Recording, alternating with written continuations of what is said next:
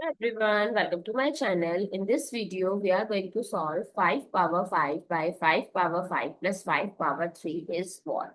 So let's simplify this. So this looks very complicated and we are going to solve it without using calculator. So what are the easiest way to find this type of question to solve? So first 5 power 5 by this 5 power 5, I can write it as 5 power 3 plus 2 plus 5 power 3. Now, as for exponent rule, x power m plus n, we can write x power m times x power n. So, in denominator, it becomes 5 power 5 by 5 power 3 times 5 power 2 plus 5 power 3. Now, from denominator, if I'll take this 5 power 3 as common, so what is left? 5 square plus 1.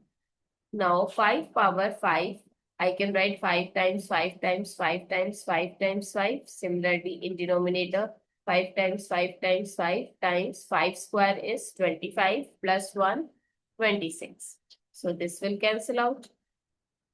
So, what is left? 25 by 26. So, this is the final answer. That's how you can solve by taking laws of exponent help and solve this type of problem very easily.